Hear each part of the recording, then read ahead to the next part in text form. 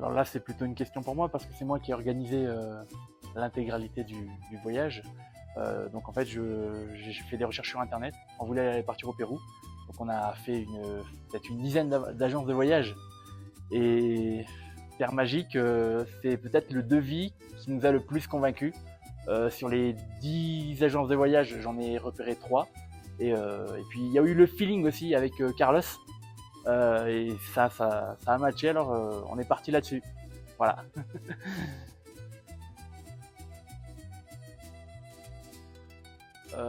Beaucoup de choses. Déjà le prix, très intéressant par rapport aux concurrents, parce que la concurrence elle est rude, surtout sur internet.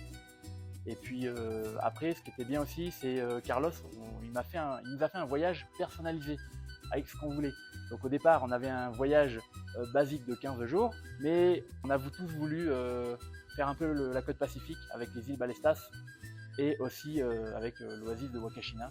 Et on a aussi voulu faire l'Amazonie. Voilà. Et Carlos, il a vraiment tout fait comme il fallait. C'était parfait, il est super comme individu.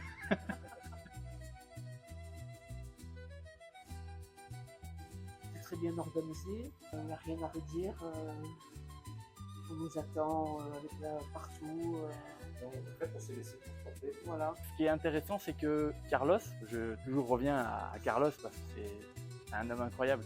Tous les 2 jours, il me contacte pour savoir si ça va bien, si les guides sont à l'heure, s'il n'y a pas un souci, un problème, parce que tout est millimétré, donc il suffit, je pense, qu'il y ait un grain de sel quelque part. Tu vois, moi, un chauffeur qui ne soit pas à l'heure, tout est millimétré, et Carlos, il est là pour voilà, voir si tout va bien.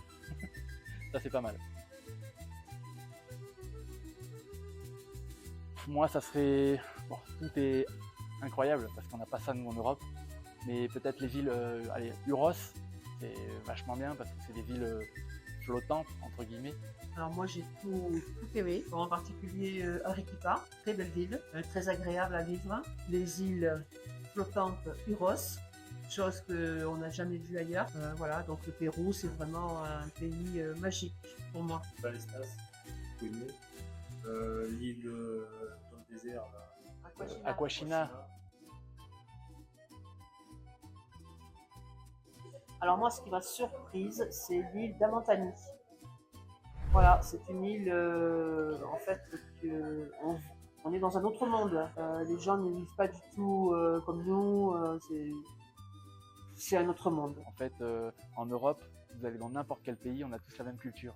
Ici, on va de région en région, il y a une culture différente.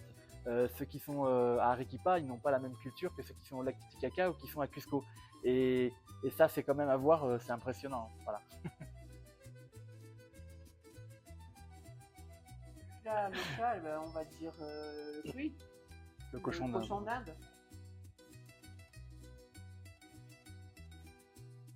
Oui. Oui, sans problème. 100%.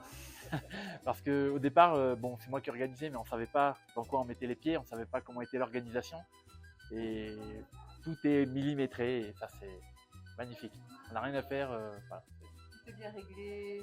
À chaque fois qu'on descend d'un bus, ben, y a un chauffeur, il y a un guide avec un panneau Terre Magique. On se demande comment ils arrivent à avoir cette organisation-là au millimètre.